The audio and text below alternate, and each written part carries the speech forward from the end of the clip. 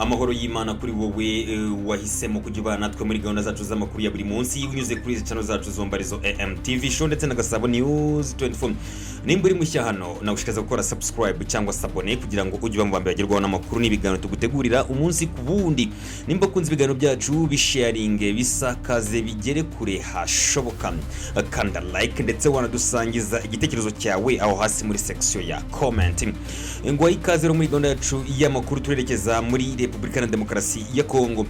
Inteko nshinga amategeko ya Repubulika ya Demokarasi ya Kongo yemeje ko Minisitiri w'Ubutabera Constant Mutamba avanwaho ubudahangarwa kugira ngo dosiye ye ikurikiranwe n'urukiko.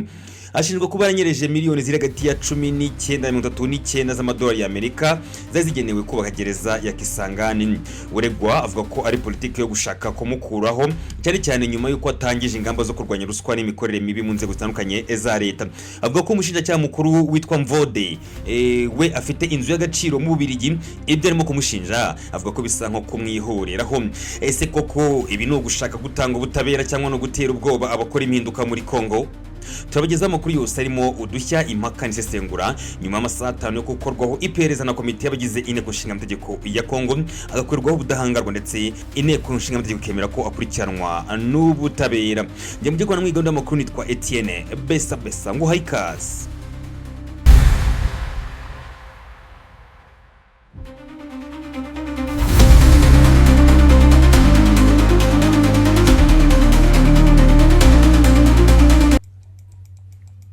Inteko nshinga amategeko ya Repubulika ya Demokarasi ya Kongo yemereye ubushinjacyaha ko bageza Minisitiri w'Ubutabera Constant Mutamba mu rukiko. Inteko nshinga amategeko ya Repubulika ya Demokarasi ya Kongo yemereye ubushinjacyaha bukuru kugeza Minisitiri w'Ubutabera Constant Mutamba mu rukiko kugira ngo buranishwe icyaha cyo kunyereza miliyoni 19 z'amadolari y'Amerika zarateganyirijwe umushinga wo kubaka gereza ya Kisangani mu ntara ya Chopo. Iki cyemezo cyafashwe binyuze mu itora ryabaye kuri 15 Kamena muri mwaka turimo. Mu badepite 363 bitabiriye iri tora, 322 batoye bemeza ko dosiye ya Mutamba igezwa mu rukiko, 29 barabyanga, abandi 12 barifata. Inteko yari iherutse gushyiraho komisiyo yihariye yasuzumye dosiye ya Minisitiri Mutamba ubwo yamuhataga ibibazo. Ayisobanura ko miliyoni 19 zo mushinga wo kubaka gereza ya Kisangani zayobejwe kuri konti y'ikigo cy'Abaringa, aboneraho gusaba imbabazi. Nubwo Minisitiri Mutamba yemera ko habayeho aya makosa, yagaragarije iyi komisiyo ko afitanye amakimbirane n'abayobozi barimo umushinjacyaha mukuru mu rukiko rusesa imanza Unifelmin Mvode ari nawe umukurikiranye kugeza amagingo ya. Minisitiri Mutamba yasobanuye ko azira kuba yarahagurukiye abarangwa n'imikorere mibi mu rwego rw'ubutabera kuva yajya muri guverinoma muri Gicurasi 2024, ndetse ngo umushinjacyaha Mvode ashaka kwihorera. Uyu muyobozi yavuze ko inzu y'ibihumbi 900 by'amayero Mvode yaguze mu Bubiligi iri gukorwaho iperereza, bityo ko umushinjacyaha mukuru naho bashafite bwo kumukurikirana. Icyemezo cy'inteko nshinga amategeko gishimangira ko ibisobanuro bya Minisitiri Mutamba bitahawe agaciro ndetse mu gihe cya vuba araburanishwa. Minisitiri Mutamba ntiyemerewe kurenga umujyi wa Kinshasa. Umushinjacyaha mukuru mu rukiko rusesa imanza rwa Repubulika ya Demokarasi ya Kongo Filmin Mvode yabujije Minisitiri w'Ubutabera Constant Mutamba kurenga umujyi wa Kinshasa. Mvode yafashe icyemezo nyuma yaho ku ya 15 Kamena muri mwaka turimo inteko nshinga amategeko ya Kongo yamwemereye kugeza Minisitiri Mutamba mu rukiko akaburanishwa icyaha cyo kunyereza miliyoni 19 z'amadolari ya Amerika zazateganyirijwe umushinga wo kubaka gereza Kisangani mu ntara ya Chopo.